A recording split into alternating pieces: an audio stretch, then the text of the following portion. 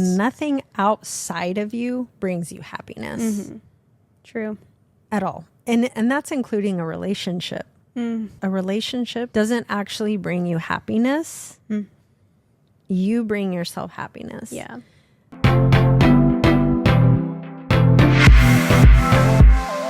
Aloha, friends.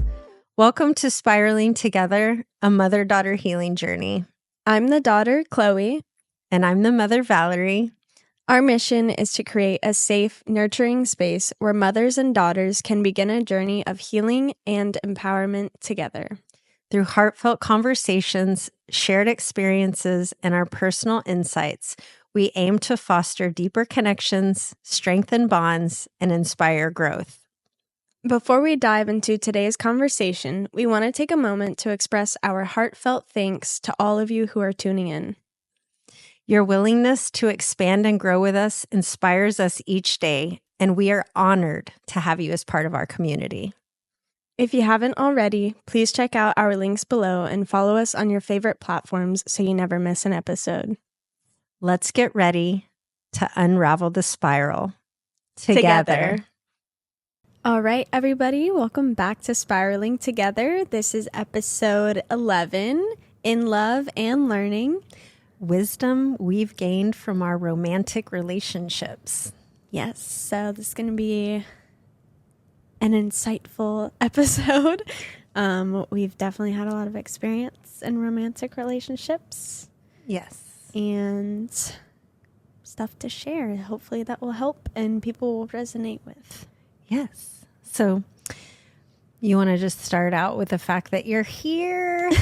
Yes. You left for 2 weeks and moved to San Diego. Yes. And that was, even though I knew you were coming back in 2 weeks, I had like a whole day of just allowing myself to feel all the feelings of that you were really moving, you know? And I was just like, I just let myself cry and lay around. And I think your brother and my husband, Chad, were like, kind of like, are you okay? And I'm like, I am okay, but I'm not okay today, you know?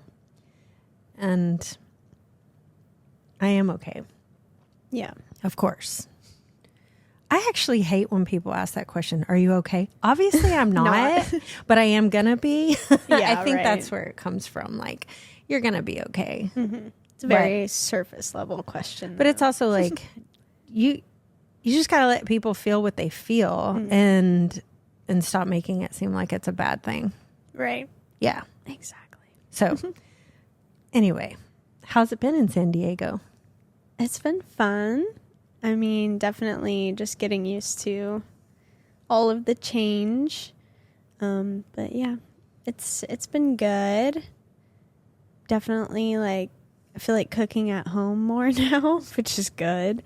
And just adjusting to living with my boyfriend and 3 other guys. Yeah. It's not that crazy. It's just a change. Yeah. Yeah. But yeah, my friend has a pool too, and we swam in her pool a couple times, and you know, I'm mostly just ready to have my truck there so that I can, you know, do things on my own. But yeah. It's a whole adjustment. Also moving from Hawaii to the mainland. Yeah. And just like Very, very different. the pace. The hustle and bustle of the city.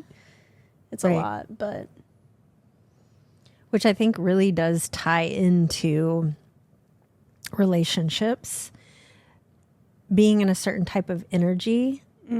That energy of hustling a lot and that energy of not being able to slow down. It can really affect our relationships. Very, very true. And it can cause a lot more triggers within if we're just in perpetual motion all the time. Yeah, it's funny you say that, actually.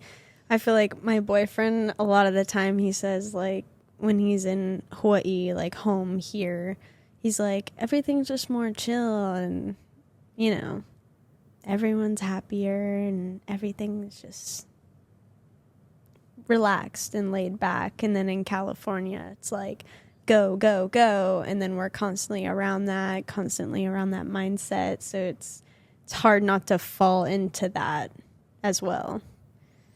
And that's where the importance of the work that you learn in healing can help you anywhere you go. Mm-hmm.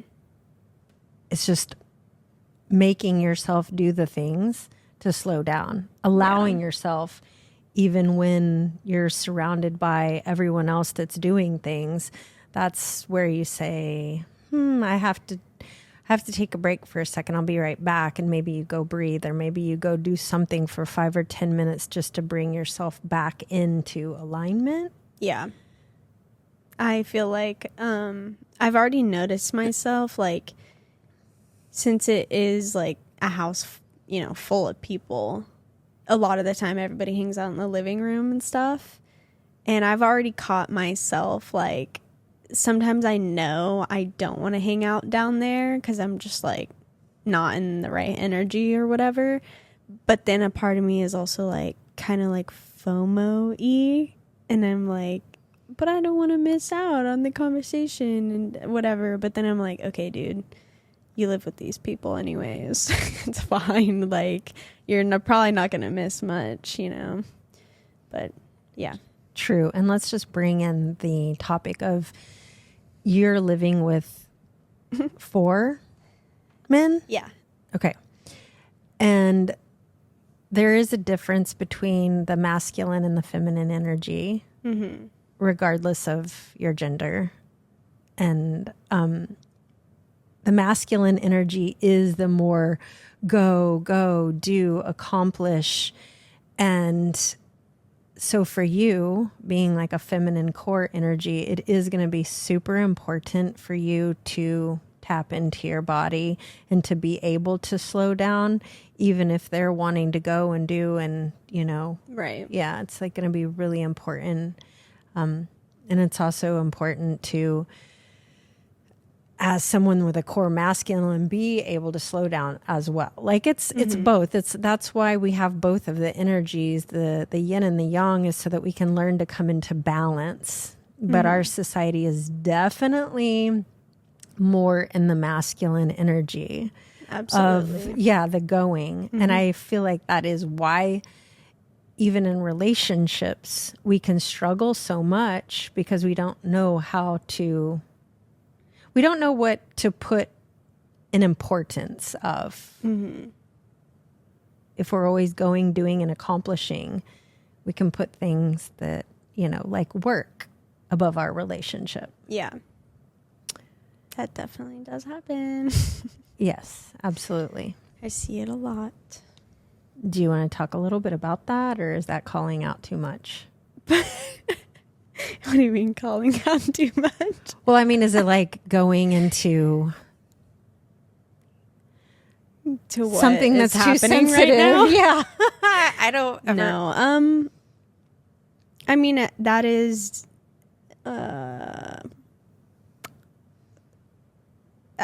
that is something that's kind of happening right now, is that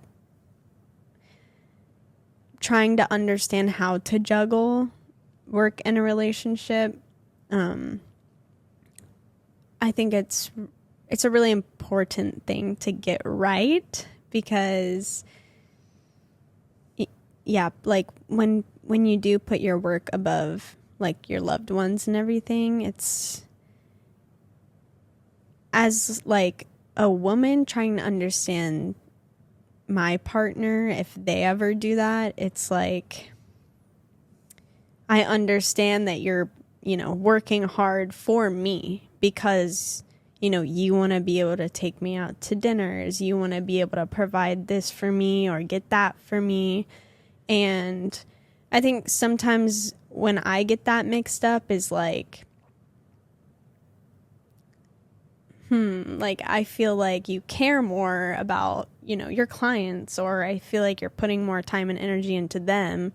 I understand that, you're doing it for me, but you're not balancing it correctly to make me feel also loved at the same time. Like, you have to be able to balance it so that everybody's winning. And like, it's hard to talk about because it's very different for a lot of people.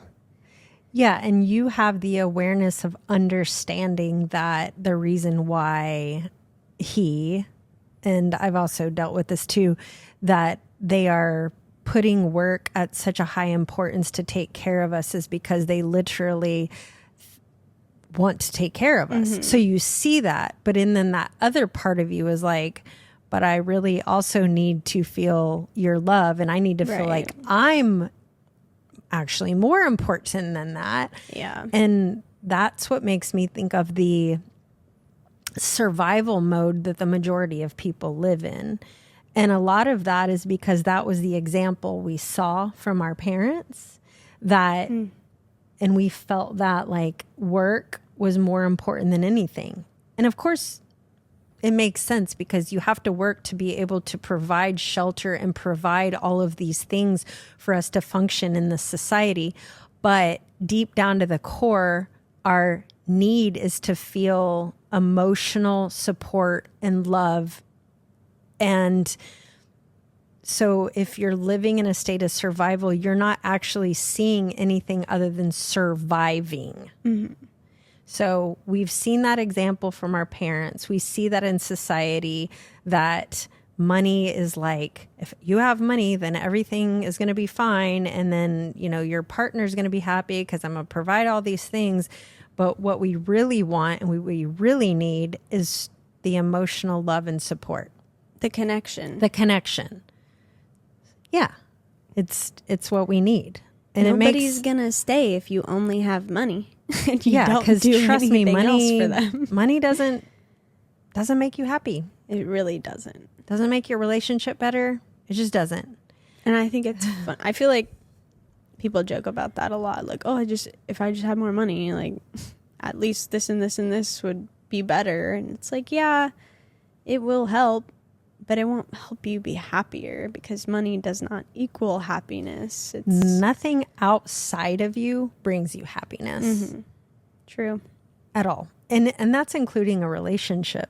Mm. A relationship, doesn't actually bring you happiness. Mm.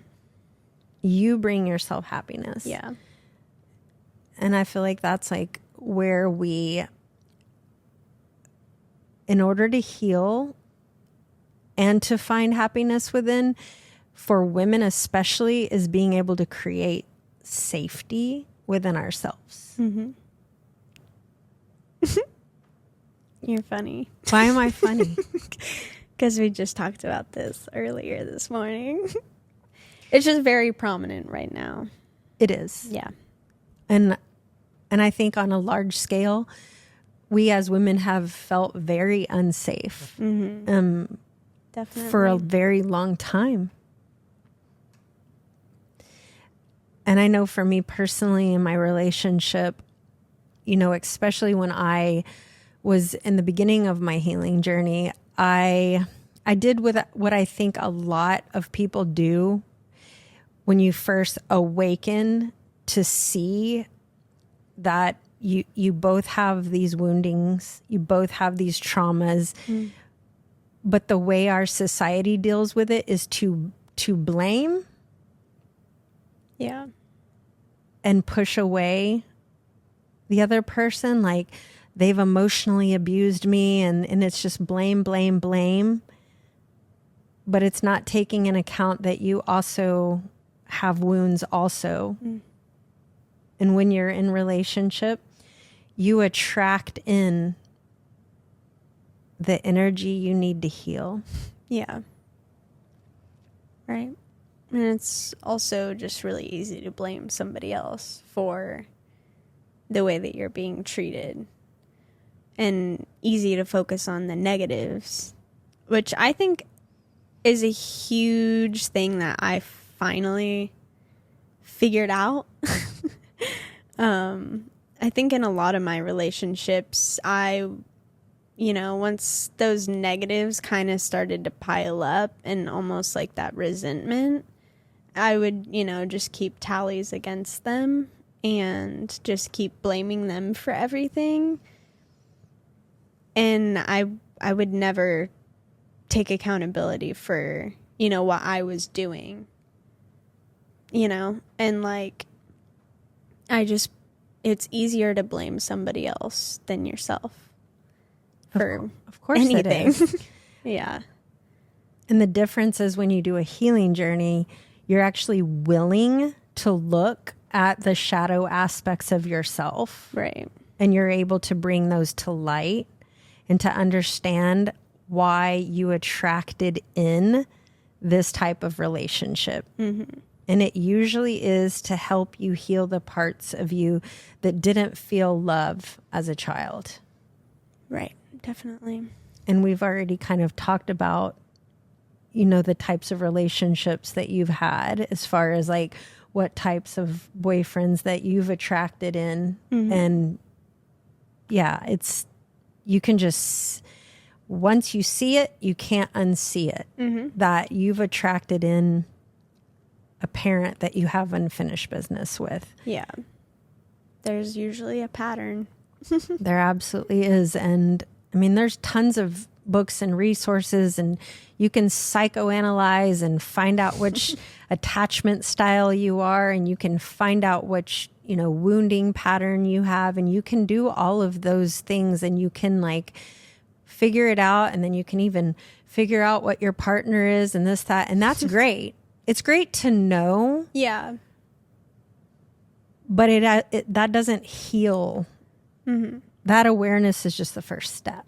Yeah. Self-awareness. Figure out what's going on.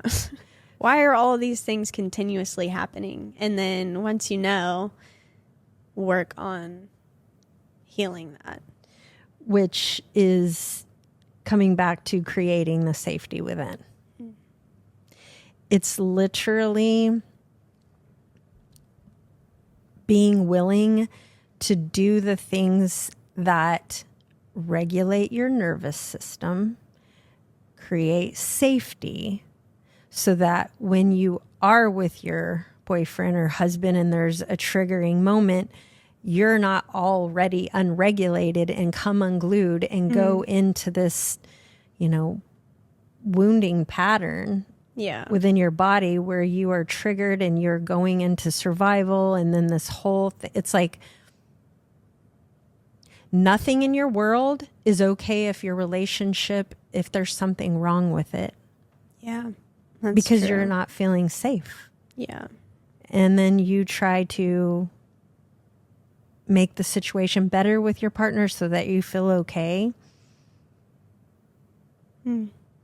But once you can learn how to create safety within, even if something goes not wrong with your partner, but if there is a triggering thing within your relationship, if you're already safe within, it doesn't throw your whole day off course or throw everything else off course. Mm-hmm. Yeah, that's definitely something I'm working on right now.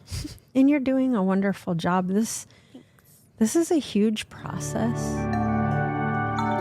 Aloha listeners, we hope you're enjoying this episode of Spiraling Together. We're just taking a quick break to remind you about a few things. If you're loving what you hear, we ask you to please follow, like, and subscribe to our podcast. Your support helps us reach more people who might benefit from our conversations. And we're on all the major social media platforms. You can find us on Instagram, YouTube, Facebook, and TikTok. Just search for Spiraling Together and you'll see all our latest updates and behind-the-scenes content. We absolutely love hearing from you. Your comments, likes, and shares mean the world to us. They not only motivate us to keep going, but also help us create better content for you. So, if you have any feedback, questions, or topics you'd like us to cover, please leave a comment or send us a message. We read every single one and appreciate your thoughts. Thank you so much for supporting Spiraling Together. Your engagement and feedback are what keep us inspired and passionate about bringing you more vulnerable conversations. Now, let's get back to the show. It takes time because some of these wounds are so deep. Yeah. You know, they're so deep. And it also depends on what you're consuming. Like what media you're consuming. Are you watching people that are just like, oh, well, that person is a narcissist and that person is emotionally abusing you and that person is, you know, bad for you and all of these things? Or are you listening to somebody who is saying, we are all wounded. We all have wounded inner children. And we're not going to separate the person we love from us, because what do we ultimately want? To be loved and to love, right? Otherwise, why would you be in a relationship? Yeah, exactly. But like you said, like with the media you consume and stuff, and it kind of like correlates to what I was saying, like the negativity, like it's a lot easier to cling on to negatives and all that stuff. But now, I meant to say earlier, what I've learned is you really just have to like change your way of thinking. And they can do one negative and you can think it is so horrible. But then think about the other positive things that they did. Maybe just in that day. They probably did a mountain more of positives than they did a negative. And once you can see that and start to realize that, oh, there's a human, you know, could have just been a mistake or whatever. Like, you'll get down to it. It's just, it is important to, once you start realizing the negative that happened, not to spiral down on that negative and then think about all these other negatives, but instead flip it and think of the positives. And, you know, you've probably had arguments with them before or fights with them before, whatever it is, and you are still with them. So I think you got through it, you know? Yeah. It's a scary thing to go through. Like, just fights are not fun and whatever, but... No, and it's like, what you're talking about is kind of like an emotional bank account, or they've done so many wonderful things for you. How could this one act tear all of that down? Yeah. Well, I feel like the reason why is because that one act is what pushed on your deep wound. That wound that makes you trigger into survival, that wound that brings you into that wounded inner child. And that makes it feel like it's so much, like it is, it's huge at that point.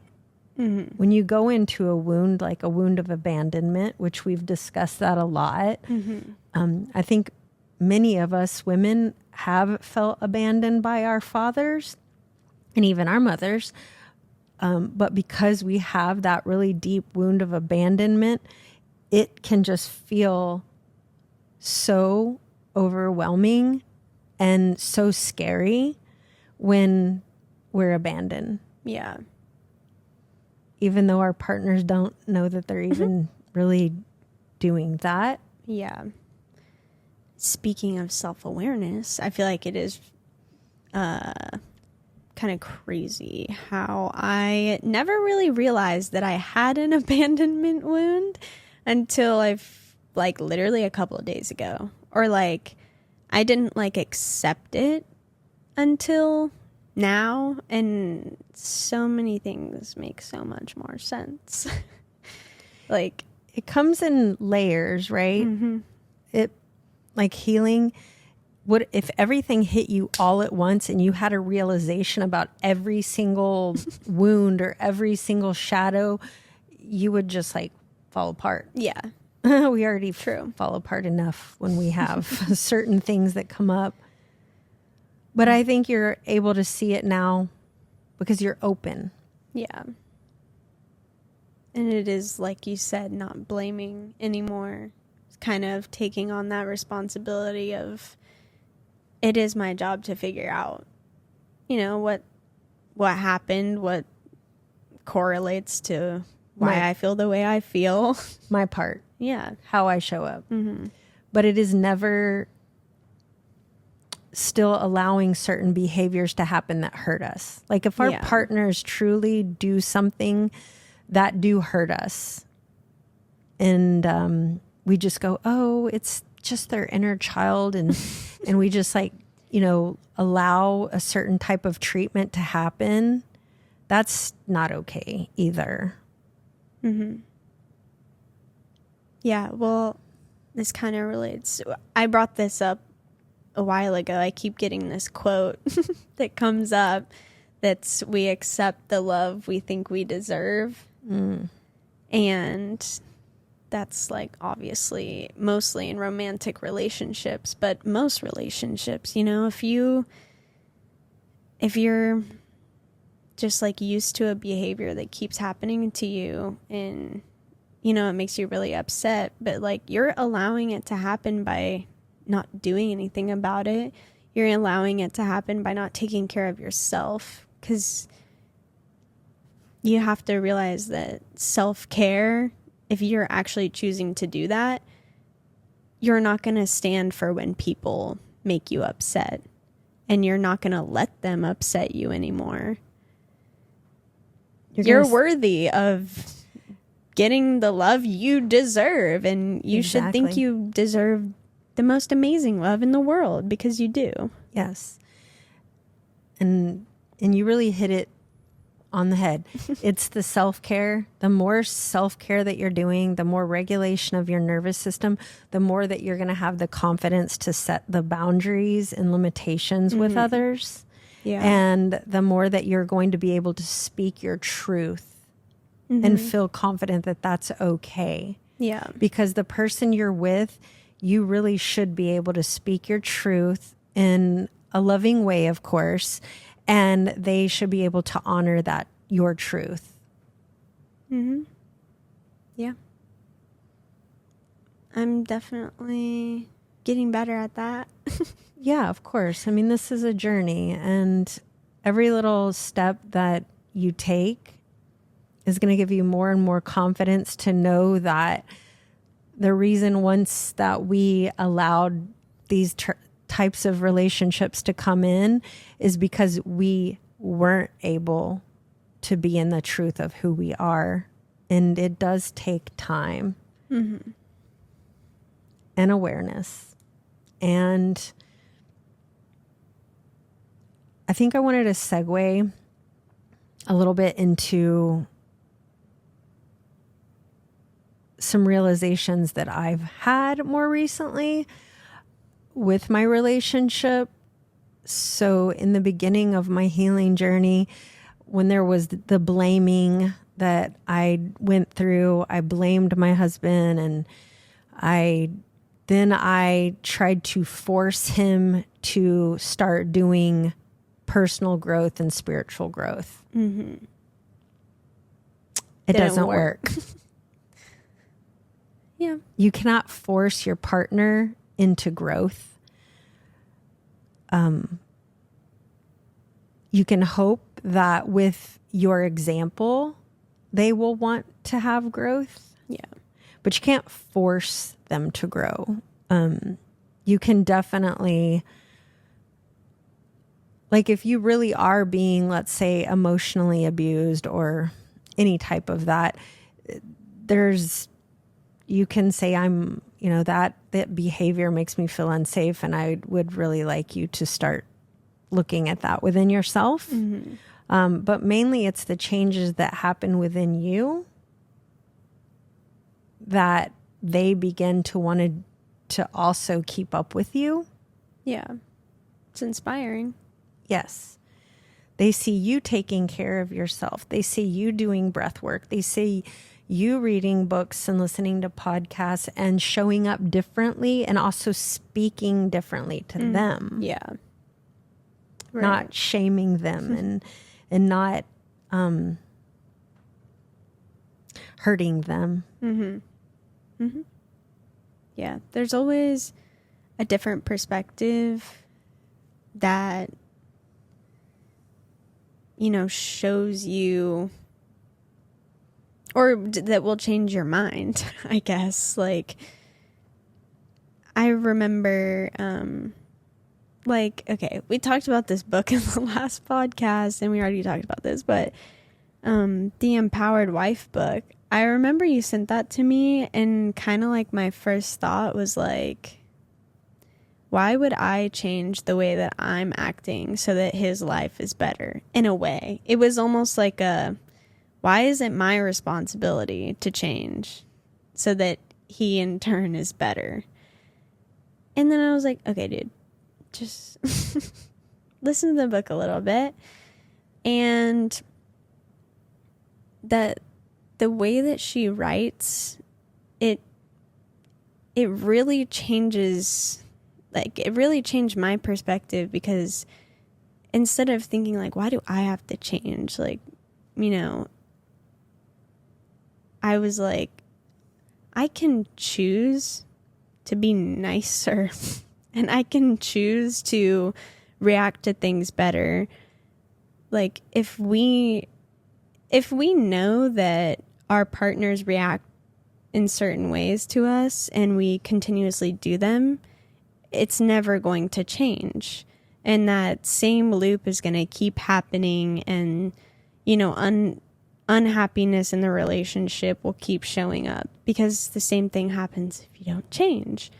And like, the more I listened to that book, the more I realized, like, relationships can be pretty simple.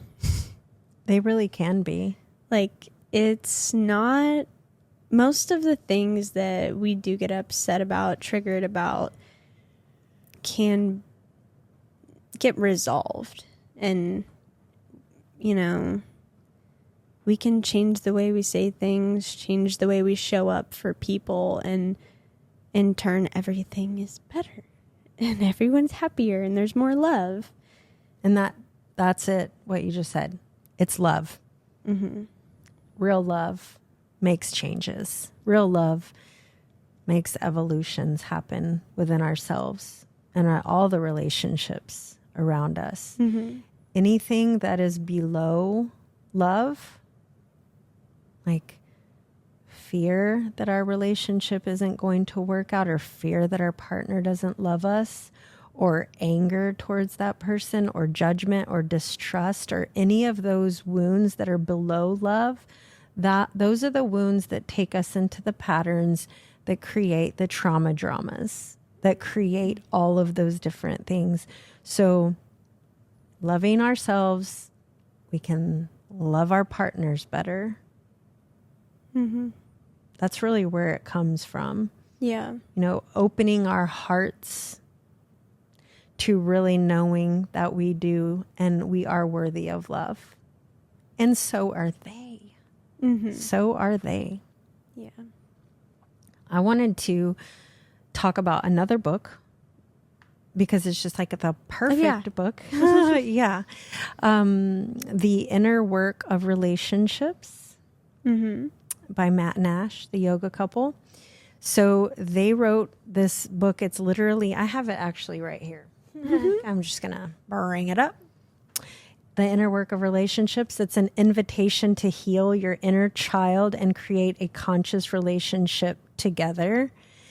This is a guidebook, and it looks pretty thick, but basically they have broken it down into the different wounding patterns that we do have from our childhood. Mm-hmm. And they have it to where you can figure out what your triggers are, what the traumas are that brought you into that wound, and then how you can resolve that together. There's kind of like a little bit of an area where you write out answers to questions.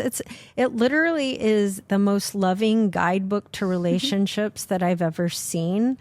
And the reason why I also genuinely recommend this is because the authors live their life like this. it's,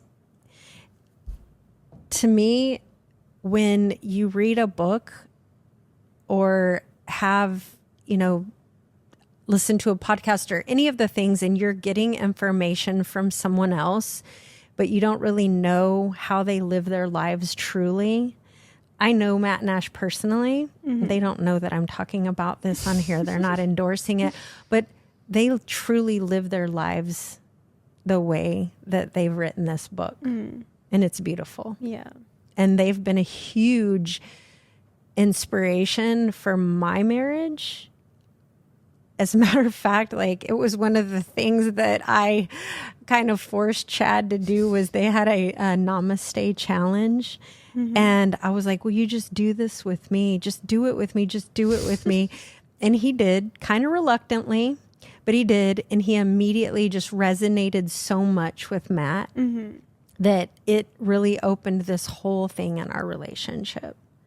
So invite your partner to do things, but if they're really, really, really resistant to it, they're probably not going to fully do the program. Yeah, that's true. But yeah. Mm-hmm. Yeah, that book is definitely on my list. Aloha, beautiful souls. Before we continue, we have something exciting to share with you. We've been using Kono Nutrition products for the past 6 months, including their lemon lime pre-workout, protein powder, and vitamin D3 K2, and we are absolutely loving them. That's right. I've completely kicked harmful energy drinks to the curb because Kono's lemon lime pre-workout gives me a clean boost without the crash. It's been a total game changer for my energy levels. We decided to try Kono Nutrition after hearing Alex Connolly, cancer survivor and founder of Kono Nutrition, on the Higher Self podcast by Danny Morell. He discussed the harmful ingredients often found in supplements, which made us rethink our choices, as we know what we consume matters. With Kono, we're getting clean, effective products that we feel great about using. And because we want you to experience the same benefits, we have a special offer for you. Use our link in the show notes below and get 15% off your purchase at Kono Nutrition. We genuinely believe in these products, and we are excited for you to try them out. Thanks for listening. And now let's get back to the episode. You don't have to like going into this journey doesn't mean you have to constantly consume. Mm-hmm. Like, allow yourself to read the book or finish the book and then start applying it to your life. True. Integrate it into your life and see if you can integrate that in, and then move on to something else. Right. And also take time to enjoy life, enjoy your relationship. Mm-hmm. Yeah. So the healing journey isn't always about doing work. Yeah. Mm-hmm.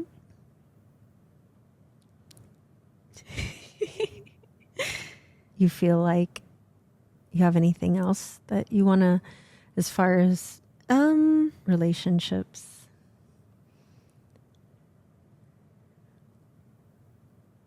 I don't know.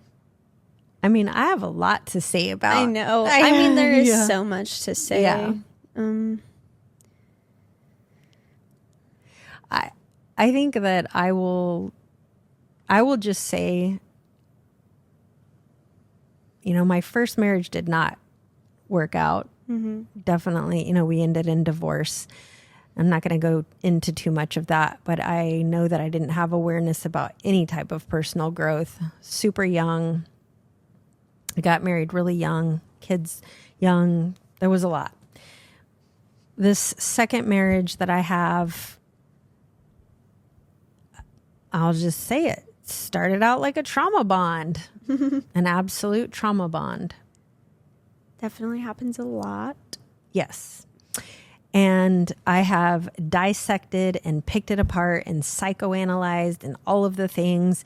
And a lot of the people I see, the relationship that we have, most people don't make it because they do the blame thing. Mm. And they push it away. But it has been, without this relationship, I wouldn't have even had an awakening, I don't think. I think that that's the thing that sometimes we miss, is that if we can allow our relationships to be a mirror into what we need to heal, it's a freaking gift. It's an absolute gift. Doesn't mean it's easy, because you're having to look at all these aspects of yourself that you brought in. And maybe you're not going to want to hear this, but we have all learned narcissistic traits. And they show up in relationships. Yeah, because I've seen the traits in him and the traits in me, and I've seen all these different things. But once you really see the spiritual significance of a relationship and what your soul was meant to learn through these relationships, it can take you to such an elevated place in your life. It's even hard for me to put into words. I truly don't think that anything else in my existence has pushed me to evolve as much as my relationship with Chad. Dang. Yeah. And I'm literally like, today, he said, thank you for us doing the work that we've done together, because he kind of saw like what you were going through this morning. I mean, yeah. He saw that, and he goes, I've seen this happen in people who are even older, who are just living in this state of like trauma together. What's coming up? I don't know. It's just cute. Yeah. I know, he said, thank you. And I was like, you're welcome. Because for the longest time, it was like oh my gosh, like, why is she making me evolve and grow? And there was so much resistance for so long. Because change is uncomfortable. And I do think a very common thing that happens in relationships, long-term relationships, is things don't get worked on, and then it becomes the norm. And people still don't change because they resist change. Well, and that's so normal. We're habitual beings. The majority of relationships, I'm sorry, but they're not great. How many relationships do you know that are really loving and supportive of one another? They're hard to come by. A lot of relationships are just like, oh, we're married. I mean, you get stuck in these contracts, and getting a divorce is a whole ordeal, but you just see people living in these unfulfilling relationships. That is the majority. Majority of, people's parents that I know, like, haven't lasted, or it just seems like such a normal thing that people get divorces nowadays that it's so discouraging. Like, I remember for the longest time, I was like, I'm not getting married.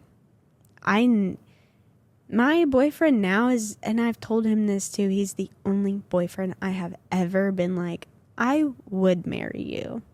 Aww. Yeah, like, he knows that. And that's the first time I've ever heard you say that as your mom.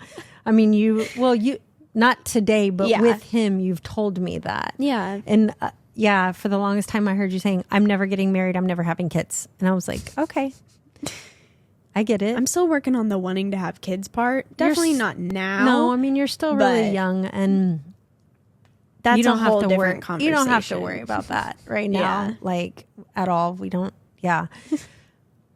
But I also, when Chad told me that earlier today, what came up for me was that because of what he went through growing up, his mother had been divorced and remarried multiple times.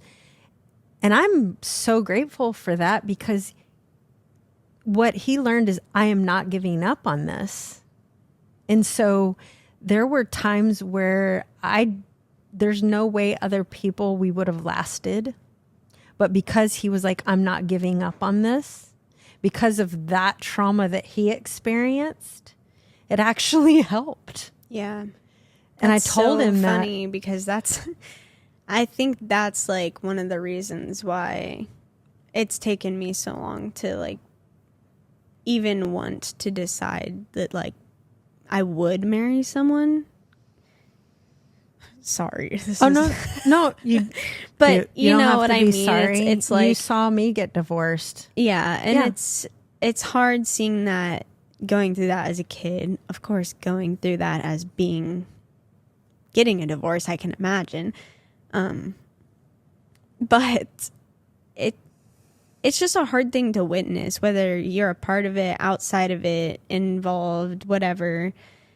Because it's a really sad thing, you know. Like it's absolutely awful. I feel like when you like, you know, dream of getting married and a wedding and all this stuff, it's just like everyone's like, oh, it's the most amazing day of your life, da da da da. It's the beginning of your life and everything, and then to see that like break apart is devastating.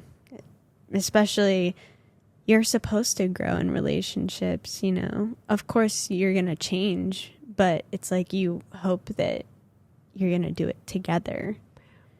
But what do we actually see in movies and Disney and all of these things? It's like our happy ever after and all of these unrealistic relationships. Yes. You grow up seeing that in movies, these love stories and this passionate love making and all of these things. And then you get into relationship and you both brought a suitcase of trauma together, actually. And then now what do you do? I do think the most wild thing that we do is depict like marriage and a husband or a wife as like, so you're so in love, like, oh, I just knew he was the one, like all that. And it's like, that is just so not real. Like I feel like we grow up with this skewed reality of what the one should be, and like a soulmate, and this idea that you're going to find the one. And it gives you this hope that it's going to be so obvious who it is, and there's not going to be any problems, and it's just going to be so easy and perfect. The one is like perfect. It's just, if you reality look for check the perfect person, you're never going to find them. I mean, if you're looking for someone that you're never going to fight with, there's no way. You're going to be wasting your time. That's not realistic. And I believe that's why there are so many issues, is because we have a very unrealistic reality of what it's like to be in relationship. Mm-hmm. It does take choice. I choose you. I choose to love you. I choose to work through things. I choose to honor myself and honor you. And I am not going to think that everything is just going to work out unless we both put effort to work out. Right. And we bring love into it. Yeah. And even me just saying, like, my boyfriend's the first guy I think I would marry. But then she's talking about this incident this morning. I was just crying over something that happened last night. And, you know, I was like asking for their, you know, advice or help and everything. And look at how fast you moved through it, though. Yeah. And that's another thing that is so important when you're starting to do the work on yourself and within your relationship. It doesn't mean that things aren't going to happen. Mm-hmm. I mean, Chad and I, our relationship has evolved to a level that I didn't think was possible with another human being, but we still have things that come up. Mm-hmm. How fast can you come back to love? Mm-hmm. how fast can that happen?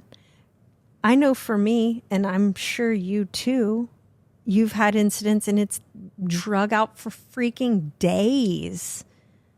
You're hurting for days. Yeah. If not longer. And you're living in this cloud of just like, my whole world is so awful because my relationship is not working out right now. Yeah. Because that, that person's like the most important person in the world to you. Yeah. And the person that you really are receiving the love that makes you feel loved from. Right. Generally. Exactly. And what's so beautiful about what you experienced this morning is you were able to tell him how you felt, and he can say stuff. Okay. He was able to listen to you and honor your feelings. Yeah. And he did. And I do believe that that is really important when you do have a disagreement with someone else, that you can't tell them how they feel. If they tell you that they were hurt, they're hurt. Don't tell them they weren't hurt. Just because you didn't mean to hurt them doesn't mean you didn't. Hopefully you can listen and... Yeah, I was going to say, that's something that I feel like I struggled with when like I wanted to tell people how they made me feel. It was like, I don't want you to know that you disappointed me, because I hate when people say that I disappointed them, because it sucks. You feel like you did something wrong. But I've gotten better at, actually being able to say stuff, and I think it helps. It helps your relationship so much more, because they don't want to disappoint you, and if you tell them what it is, and you might have to tell them a few times, but it'll get worked on, and not everything gets fixed with the snap of a finger,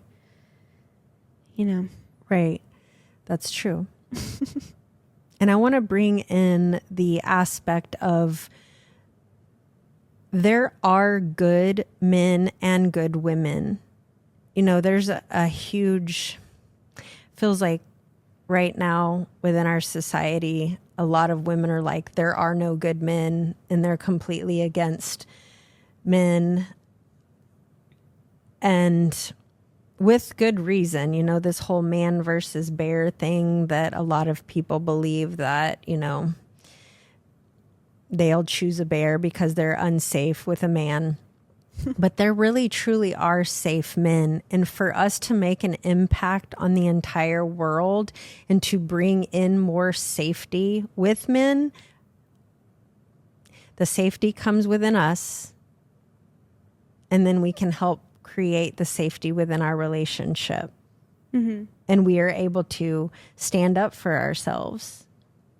Yeah. I've had a lot of problems with this because men are scary. But I have... Are all men scary? No. Because, I have, realized that you really can't put everybody in a bubble. And just because you might have been hurt by somebody before doesn't mean that same kind of person's going to hurt you in every single scenario or what am I trying to say? You just have to change your perspective. It is like what I said with that book. Like, I was always so defensive about it, and like, why is it my responsibility to change my thinking or change the way I act? But it's like that quote, the energy you give is the energy you receive. If you think everybody is mean, awful, scary, you're going to keep encountering mean, awful, scary people. Like, yeah. And I do want to backtrack a little bit, because I understand where the man versus bear, like where that comes from and what that's talking about, the abuse, that we have definitely had a lot more as women. I I've also experienced it. And so I'm not being insensitive to that in any way. It's really being able to understand, though, like as a larger scale of what we're here to do is when we are healing and turning to love, these types of traumas and atrocities are going to be less and less in our world. And it starts with us. And when we blame and say that all men are unsafe, again, that's a lower theme of consciousness, and it's a lower vibration, and it perpetuates that type of abuse. And so it's healing the parts within ourselves as women that have been hurt, that have been violated, really getting down deep and taking that energy and that frequency that doesn't serve us anymore.